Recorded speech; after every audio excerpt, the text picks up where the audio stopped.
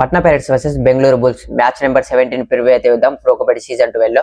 So Patna pirates చూసుకుంటే 2 matches ఆడితే 2 matches loss అయ్యి వస్తున్నారు. మరోవైపు బెంగళూరు బుల్స్ చూసుకుంటే వాళ్ళు కూడా 3 మ్యాచెస్ ఆడితే 3 మ్యాచెస్ కూడా లాస్ అయ్యారు. ఇప్పటి వరకు పీకేఎల్ సీజన్ 12 ఒక్క మ్యాచ్ కూడా విన్ కాలే ఈ రెండు టీమ్స్. ముందుగా పట్నా పైరేట్స్ గురించి చూసుకుంటే 2 మ్యాచెస్ లో బాగానే పర్ఫార్మ్ చేసిళ్ళు, క్లోజ్ మార్జిన్ తోనే ఓడిపోయారు అని చెప్పొచ్చు. ఇక వాళ్ళ రైడింగ్ లో చూసుకుంటే మణీందర్ సింగ్ అయితే మంచి ఫామ్ లో ఉన్నాడు, బాగా పర్ఫార్మ్ చేస్తాడు. లాస్ట్ మ్యాచ్ లో 15 రైట్ పాయింట్స్ అయితే వేసిండు.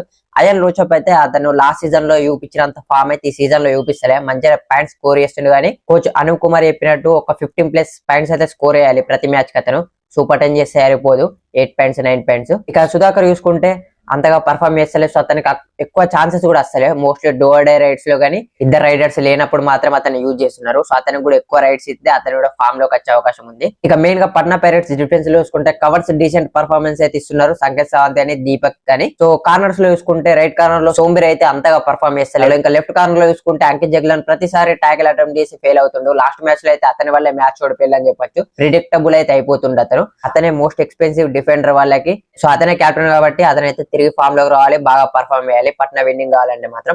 ఇక మరోవైపు బెంగళూరు బుల్స్ చూసుకుంటే ఆన్ పేపర్ వాళ్ళ డిఫెన్స్ అయితే one of the best defence గా చెప్పుకోవచ్చు పీకేఎల్ లో. కానీ చాలా మిస్టేకిల్స్ అయితే అవుతున్నాయి, వాళ్ళ నుంచి ఫెయిల్ అయిపోతున్నారు. లాట్ ఆఫ్ కన్ఫ్యూజన్ కూడా ఉంది. లాస్ట్ మ్యాచ్ లో అయితే అంకుష్ రాత్ కెప్టెన్ గా తీసేసి ఆకాష్ షిండేని అయితే కెప్టెన్ గా పెట్టిండు. సో అంకుష్ రాత్ ఫస్ట్ మ్యాచ్ లో 5 చేసిండు, సెకండ్ మ్యాచ్ లో అంత పర్ఫార్మెన్స్ ఇవ్వాలి. అతన్ని థర్డ్ మ్యాచ్ లో ఎందుకు తీసేసి అర్థం కాదు, ఏమైనా ఇంజరీ ప్రాబ్లం ఉందో ఏమో మరి. ఎక్కువ చేంజెస్ అయితే చేస్తున్నారు. సో యోగేష్ దయ అయితే డీసెంట్ ఫామ్ లో అయితే కనిపిస్తుంది. అవర్ డిఫెండర్ లో సంజయ్ దుల్ అయితే లాస్ట్ మ్యాచ్ లో అసలు పర్ఫార్మ్ చేయలేదు, 0 ట్యాకిల్ పాయింట్స్ అని చెప్పొచ్చు.